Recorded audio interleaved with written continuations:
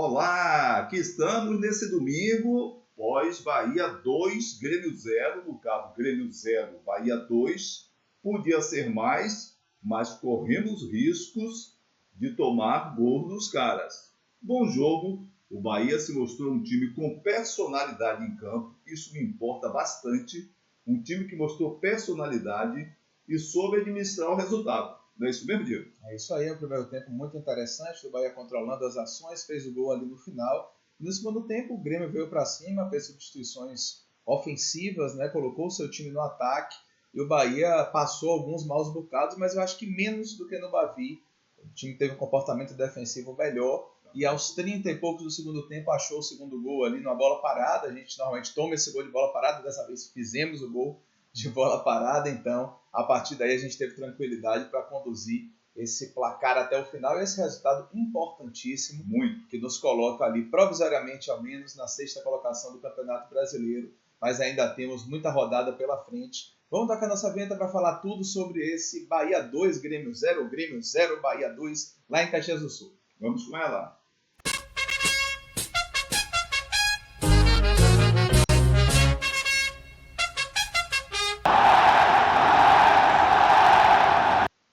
Pois é, mais um vídeo aqui do nosso Farol Tricolor, já aí com você, com o seu botão de inscrição para que você curta esse vídeo, se inscreva no canal e ative as notificações. Estamos gravando aqui no domingo, inclusive eu estava com meu pai aqui acertando os detalhes do clube de membros, que lançaremos em breve, com 3 categorias, para você poder ter relacionamento com o Farol de uma forma diferente, fazendo a sua contribuição mensal e a partir daí tendo benefícios exclusivos aqui com o nosso canal, inclusive num contato mais próximo com a gente, fora daqui, em grupo de WhatsApp, enfim.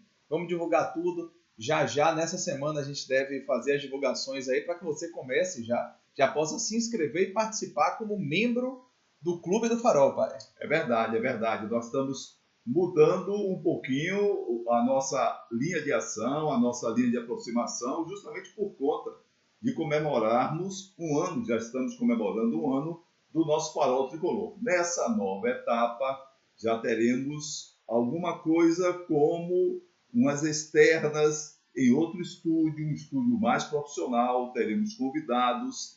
E dentro desse contexto, você também pode participar perguntando, você pode participar com sugestão. Então, o espaço vai sendo ampliado. Isso que nós temos percebido, que tem sido do agrado do nosso público querido, também precisa ter essa parceria, esse entrosamento maior, inclusive porque faremos novos investimentos no nosso canal. Maravilha, isso aí. Pai, ontem, como você já falou, Bahia 2, Grêmio 0, como foi lá em Caxias do Sul, Grêmio 0, Bahia 2. A gente não vai falar hoje muito, estamos aqui juntos aqui, porque a gente veio definir esses detalhes, hoje um pouquinho diferentes, mas a gente não vou colocar uma tela de classificação, mas só lembrando que o triunfo do Bahia ontem conduziu o Bahia até o 6º lugar, mas o Bahia ainda pode ser ultrapassado pelo Cruzeiro, que enfrenta inclusive o nosso rival na segunda-feira, fechando a rodada. Então o Bahia pode fechar a rodada em 7º lugar, mas o Bahia foi para 38 pontos em 23 partidas, né? Retoma de fato aí um caminho de uma sequência de triunfos na Série A do Campeonato Brasileiro, e com isso, apesar do Bahia não ter ganho muitas posições, o Bahia se aproxima daquele grupo, aquele pelotão mais de cima que luta pela Libertadores e até pelo título. Esse grupo que hoje é capitaneado pelo Fortaleza, que venceu ontem o Red Bull Bragantino, assumiu a primeira posição do campeonato, mas pode ainda ser ultrapassado hoje pelo Botafogo, que enfrenta o Flamengo no Rio, e também tem um clássico muito importante para as pretensões do Bahia, que é São Paulo e Palmeiras, né, que vai definir. O Palmeiras está ali em quarto lugar, nesse momento, o São Paulo em quinto. Ou seja, são os dois clubes que estão imediatamente à frente do Bahia na tabela de classificação do Campeonato Brasileiro da Série A. É verdade, é verdade. Além desse aspecto interessante, importantíssimo do Bahia pontuar mais e encostar naqueles que estão classificados mais acima, tem um aspecto também de se distanciar daqueles que estavam mais próximos do Bahia por conta daquela sequência. Perdeu em casa para o Cuiabá, um absurdo. Perdeu em casa para o Corinthians e conseguiu empatar no fim do jogo com o Atlético Goianiense. Então, ali, 7 pontos. 7 pontos perdidos. Consideremos 5 pontos perdidos. 5. ganhasse um, por exemplo, Cuiabá, que tinha que ganhar, empatasse com o Corinthians, empatasse aquela fora contra o Atlético Goianiense, que era o normal do normal e é pouco ainda para o potencial do Bahia. Então, conseguimos nos aproximar do pelotão de cima e nos distanciar do pelotão intermediário. Exato. Isso é ponto positivo. Com certeza. É isso aí. Deixa eu colocar aqui a nossa escalação do Bahia, né? Como a gente coloca sempre aqui para a galera de casa acompanhar e comentar a partir dessa escalação do Bahia, que é uma escalação que a gente não tem muitas coisas a falar. A gente apostou, a única diferença do que a gente previu ali no nosso pré-jogo, que a gente fez no sábado pelo menos, estamos gravando esse pós no domingo, foi que Everton Ribeiro foi avaliado com condições por Rogério Ceni e a partir daí ele foi escalado como titular. De resto, é o time que a gente sabe que o Rogério considera titular, né, passando ele do goleiro ao centroavante, com Marcos Felipe, Santiago Arias, Gabriel Xavier, Canives e Luciano Juba, Caio Alexandre, Jean Lucas, Everton Ribeiro, Cauli, Tassiano e Everaldo. Esse aí foi o time escolhido por Rogério Ceni, é o time titular do Bahia. A gente só previu essa mudança da saída de Everton para a entrada de Carlos Depena, que aconteceu no início do segundo tempo, que a gente achou que Everton, por conta da pancada que tomou, por não ter treinado muito durante a semana, Everton acabaria não sendo escalado de primeira, mas foi. Rogério Ceni, mais uma vez, preferiu repetir a equipe que ele tem como titular e escalou esse time aí que a gente já conhece de cabo a rabo, né, na ponta da língua. Esse é o Bahia que Rogério Ceni vê como titular inegavelmente hoje, com o elenco, com as peças que tem, pai. Perfeito. E com a pontuação que o Bahia alcança, ele está muito próximo daqueles números que dizem ou que representam uma previsão de tranquilidade. 45 pontos, 46 pontos. Então, está muito próximo mesmo. Ou seja, o papo de cansado, o argumento de cansado, pode dizer assim, olha, deixa para cansar daqui a 3 jogos. Vê se pelo menos dá para começar com esse time. Porque se for por essa linha, é essa mesma equipe que deve começar o próximo jogo. Talvez o outro também, o próximo jogo é com o Botafogo, desse domingo a uma semana, como diz aqui na Bahia, desse domingo a 8. Então, é bem por aí. O time é esse. Ah, tá cansado e não sei o quê. Bom, muda no segundo tempo, como o Diego bem disse, faz aquela mudança já conhecida, algumas mudanças conhecidas. Inclusive, porque já pode contar com Biel, que deve estar recuperado no próximo jogo. Pode contar, inclusive, com Rezende. De repente, com a grande vontade do Rogério Ceni, ter o Ademir à sua disposição. Então, é por aí, viu, Diego? Beleza, é isso aí.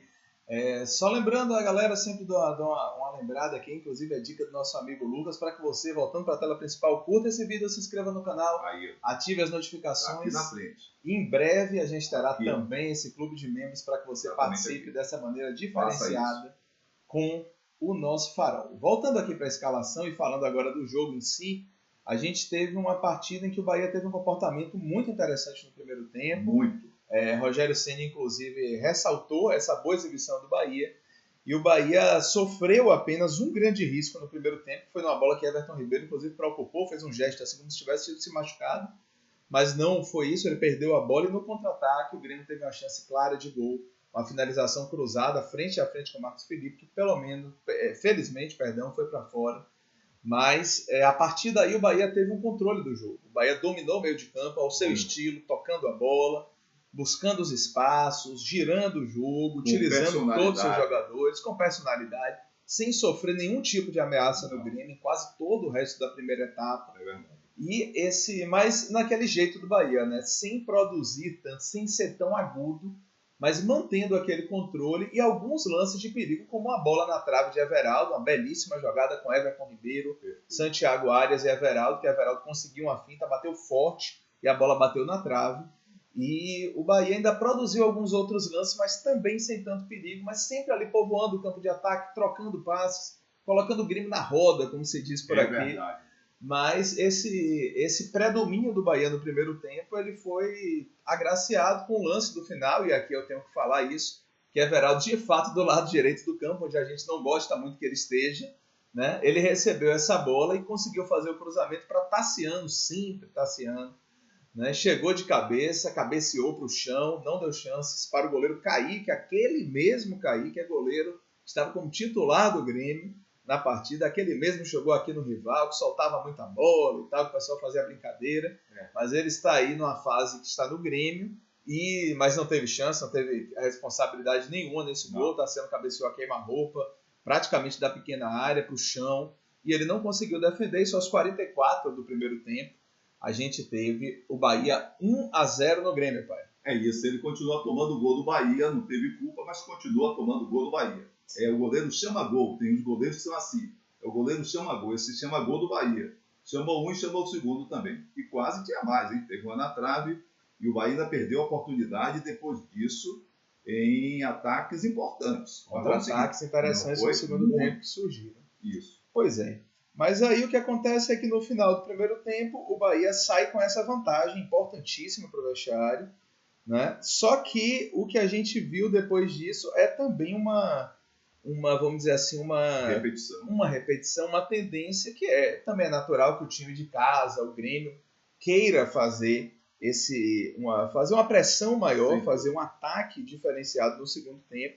E foi o que o Grêmio tentou fazer na segunda etapa. Inclusive, o Grêmio entrou com aquela escalação, vamos dizer assim, modificada do seu time titular. E no segundo tempo, alguns dos titulares que tinham sido preservados entraram em campo. Por exemplo, desde o início do segundo tempo, a entrada de Soteldo, jogador que a gente conhece muito e que veio para jogar, como costuma fazer, do lado direito do seu ataque, do lado esquerdo da defesa do Bahia. Situação que cria muitos problemas para o Bahia. A gente fala muito sobre essa questão da cobertura. Mas Soteldo criou algumas oportunidades, algumas chances, encontrou os companheiros, alguns chutes e tudo que os atletas do Grêmio conseguiram fazer. E o Grêmio foi superior ao Bahia em boa parte do segundo tempo. Eu diria que até ali, as proximidades do gol do Bahia, o Grêmio foi um time melhor, foi um time que ocupou mais o campo de ataque, um time que trocou mais passes ofensivamente, mas o Bahia conseguiu também, em um determinado momento, dar uma equilibrada no jogo, também com algumas substituições que o Rogério Ceni fez, né? E, por exemplo, Soteldo entrou ali na faixa dos 20 minutos da segunda etapa. E aí o Grêmio forçou muito, isso aí até os 30, mais ou menos, minutos do segundo tempo, quando o Bahia conseguiu fazer o seu segundo gol, escanteio, cruzamento de Carlos Depena, que já tinha entrado no lugar de Everton Ribeiro. Isso. E Tassiano mais uma vez se antecipando, cabeceando para o chão, sem chance de defesa para o goleiro cair, fazendo o Bahia 2-0 aos 31 do segundo tempo por ali, quando o Grêmio era melhor no jogo, mas o Bahia começava a se sustentar ali e conseguiu esse segundo gol importantíssimo, pai. É verdade, o Grêmio era melhor naquela etapa do jogo, mas o Bahia, quando chegava ao ataque, chegava sempre com perigo. Mesmo num instante de predomínio, o Grêmio andou perdendo os 2 gols assim, praticamente na marca do pênalti. Grande atuação de Marcos Felipe, e impressionante como não tinha ninguém do meio de campo. Não é Jean Lucas, não é Caio Alexandre, não tinha ninguém por ali, atrás da meia-lua da grande área. O cara chegava ali, passava, tocava daqui, tocava dali, já dava de cara com o back central, com o quarto zagueiro, como se dizia antigamente, um ou outro, e já chutava na cara do goleiro. Foram uns 3 lances assim. Fora as grandes defesas do Marcos Felipe e algumas bolas chutadas rente à trave. Algumas finalizações ruins, né? Que o Grêmio teve chances reais que finalizou mal. Poderia ter gerado mais perigo se tivesse mais precisão nessas finalizações. Mas aí vem o gol do Bahia, né? Mais um gol de Tassiano, os 2 foram de Tassiano, de cabeça, os 2 de cabeça.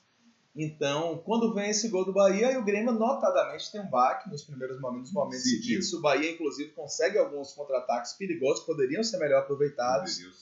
Mas o Grêmio voltou a levar perigo, a obrigar Marcos Felipe a pelo menos uma defesa muito boa no cabeceio, né? E alguns outros lances naquele abafa característico, mas aí já é um Grêmio mais bagunçado, um Grêmio mais baqueado pela situação. Ainda entrou Cristaldo, que é um jogador muito importante do Grêmio, na parte final do jogo. Só que o Bahia conseguiu se sustentar, se equilibrar ali e não tomar gols, que é uma coisa que meu pai sempre fala, né? O Bahia tem uma média de gols tomados de mais de um gol por partida. Nos 2 últimos jogos, o Bahia venceu sem tomar gols, né?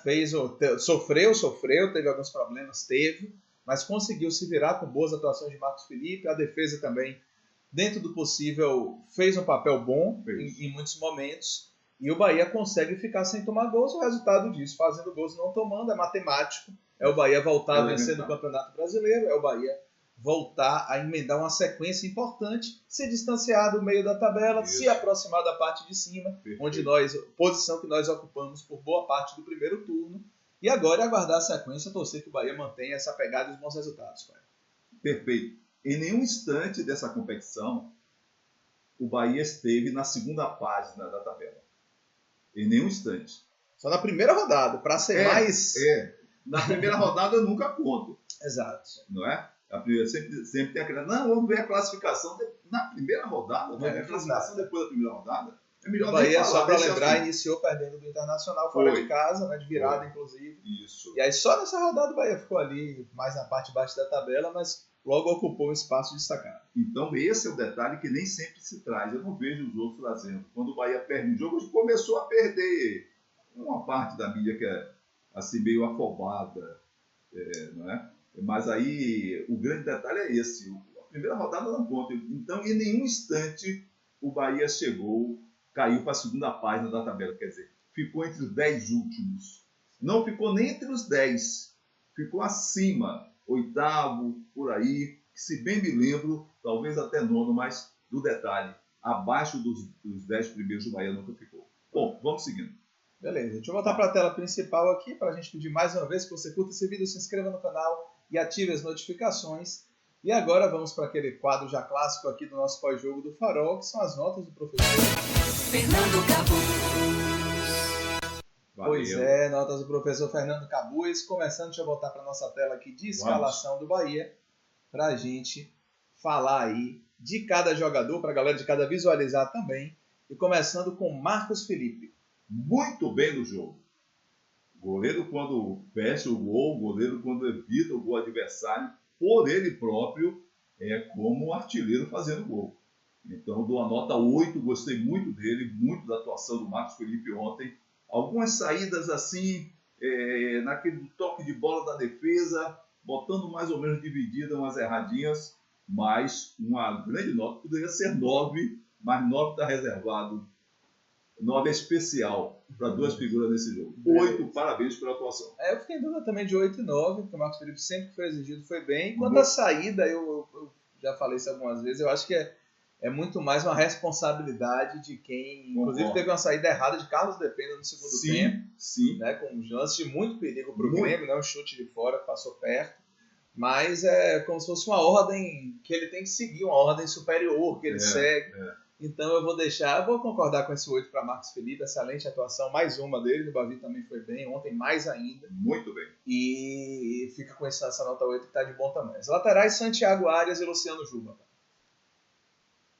Eu gostei mais da atuação do Arias. Apareceu várias vezes. Eu gostei mais da atuação de Juba. Para você ver, apareceu várias vezes na frente. Esse aproveitamento, aí é que precisa de treino, Rogério Ceni.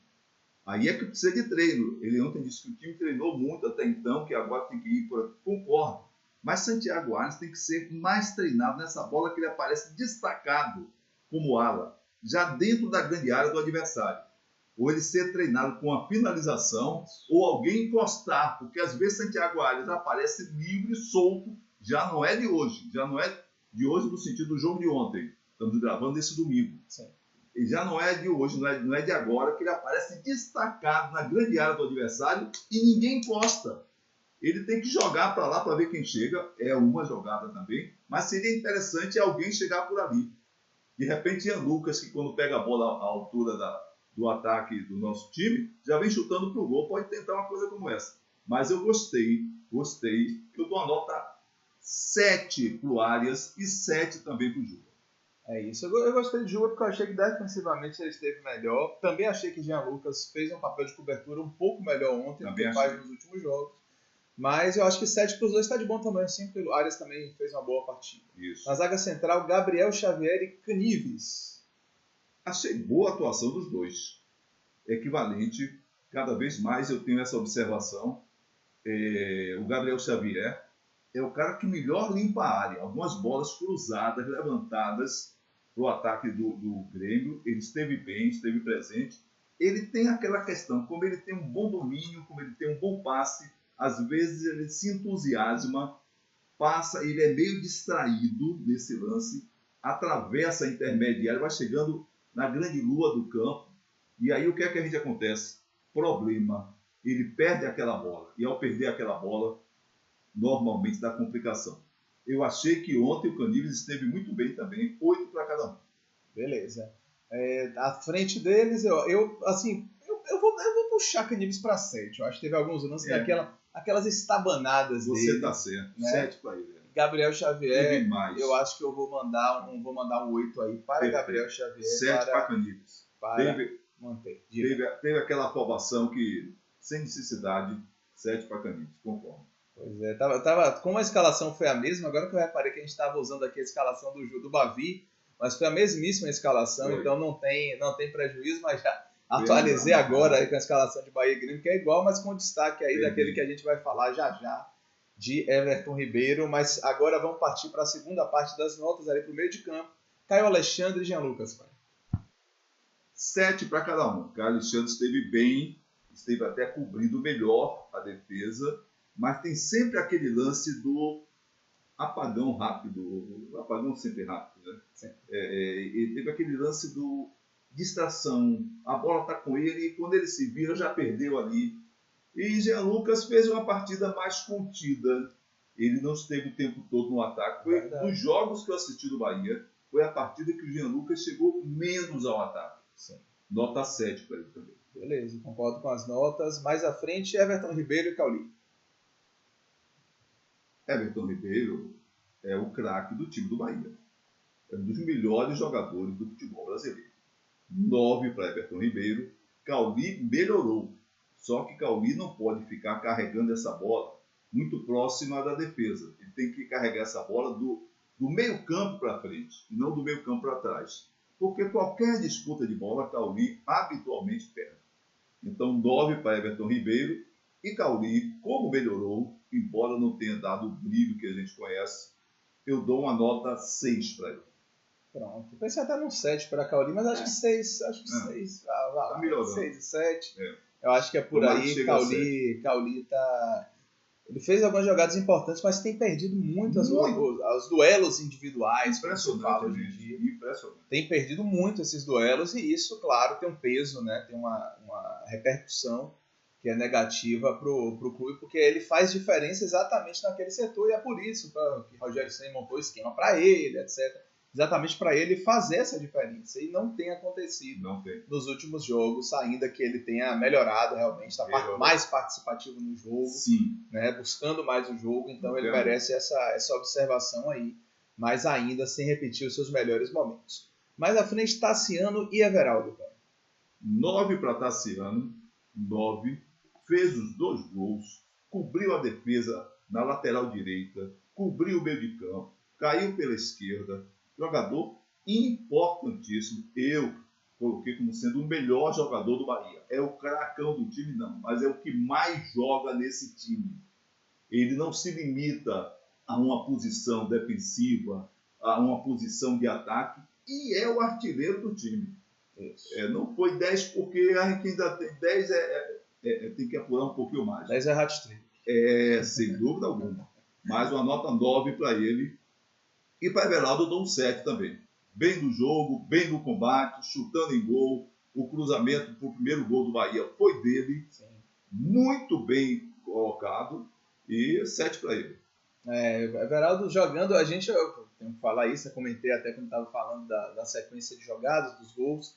Em si, Everaldo fez o cruzamento do lado direito, jogando como o Rogério Ceni pede que ele jogue, inclusive fazendo cruzamento. Mas sigo achando que é muito mais interessante ter Everaldo mais centralizado, mais perto da área. Mas realmente funcionou o lance com ele pela direita, fez um bom cruzamento e Tassiano complementou de cabeça. Eu concordo com as 2 notas, concordo com o 9 de Tassiano, melhor em campo, 2 gols, não tem nem o que falar. E concordo com o 7 de Everaldo, que é número 9, mas é nota 7 na partida. E entraram no segundo tempo alguns jogadores, Carlos Depena substituiu Everton Ribeiro, foi quem mais jogou, né, dos jogadores que entraram na segunda etapa. 7 para Depena.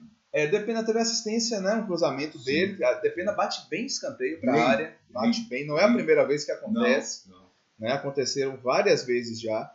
E assim, 3 substituições do Bahia foram muito ali na reta final. Foi Iago Borducci no lugar de Tassiano, Luciano Rodrigues no lugar de Cauli, Iago Felipe no lugar de Caio Alexandre. E essas substituições aí não tem nem como dar nota, a participação foi mínima desses jogadores, né? Isso. Mas a substituição que foi realmente marcante, relevante, Isso. foi a saída ali de Everton Ribeiro para a entrada de Carlos Depena e também a saída de Everaldo, outra saída estranha, substituição meio que não dá para entender muito bem. De Everaldo, que vinha bem no jogo, deu assistência pro gol, estava jogando em casa, tinha um clima especial para Everaldo, estava com família no estádio, tá, enfim. E aí saiu para a entrada de Rafael Ratão, que fez alguns lances, mas sem muito. Mas a questão é que para jogar de lado, realmente Rafael Ratão talvez seja até mais aconselhável que Everaldo. Enfim, eu acho que não teve prejuízo também, e o Bahia, o mais importante, saiu com esse grande resultado lá, não foi de Porto Alegre, foi de Caxias do Sul, mas lá do Rio Grande do Sul. Rogério Ceni para encerrar, pai. 8 para Rogério Ceni. Conseguiu botar um primeiro tempo do padrão do que a gente pensa do Bahia. Tem jogadores para isso e o time adversário respeita esses jogadores. Já falei mais de uma vez que existe um histórico no futebol em que o adversário acompanha o que o nosso time faz. Tirou Everton Ribeiro do jogo, o cara diz, o jogo já não é o mesmo para eles. Para eles, nós. Sim. Tirou o cara que vinha fazendo o jogo próprio de quem enfrenta um time gaúcho forte. Ele fala sempre do cara forte. O homem de ataque, o homem que está jogando na terra dele, sem a menor necessidade. Mas ainda assim, foi premiado com o primeiro tempo exemplar. O Bahia fez um primeiro tempo na linha do que a gente imagina que o Bahia pode fazer nos 2 tempos. Claro que não dá para ter a mesma intensidade dos 2 períodos de jogo, mas não precisa mudar tanto do primeiro para o segundo tempo. A forma de atuar, a forma de posicionar jogadores, não precisa isso.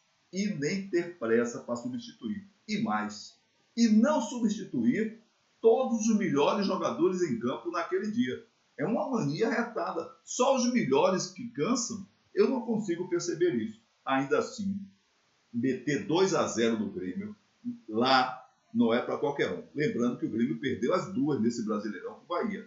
Na primeira teve a fuga do Rogério Ceni, do Renato Gaúcho e seu banco de reservas, com a cena ridícula. E ontem ele ficou sentadinho lá, tomando 2-0 em casa, porque é do Rio Grande do Sul, lá em Caxias, bem caladinho, todo agasalhado, todo com frio. Ele que é de lá do Rio Grande do Sul, mas agora mora no Rio, sente muito frio. Beleza. É isso aí. Terminamos a nossa avaliação aqui dos jogadores, as notas do professor. E a gente volta em breve com mais vídeos para vocês, mais conteúdos para vocês e com as notícias já detalhadas aí do Clube dos Membros, que será lançado nessa semana, com vídeo de divulgação, explicando todos os detalhes. Isso. E a gente já está com um grupo de WhatsApp, inclusive, para os membros, né, para as pessoas que aderirem, já aqui pronto, só esperando aqui a oficialização para vocês participarem mais de perto, né? Aqui, mais ativamente, mais de perto com a gente. Inclusive no decorrer dos jogos, eu mandar os comentários que a gente, na certa, vai responder, vai ouvir e vai aumentar essa relação com aqueles que fizeram essa contribuição e aderirem ao nosso clube. A gente volta em breve. Bora Bahia, felizes com o resultado. Vamos acompanhar aí como é que vai terminar a rodada e como é que vai ser essa semana de trabalho de preparação para um jogo importantíssimo contra o Botafogo no final de semana que vem aqui na Fonte. Tchau, tchau, galera. Até o próximo vídeo. Isso, lembrando que o nosso pós-jogo de hoje foi logo após essa reunião para esse novo enquadramento aqui do Farol, nos termos de relacionamento com o público que já faz parte da família Farol Tricolor. Aquele abraço, até breve. Bora Bahia! Bora!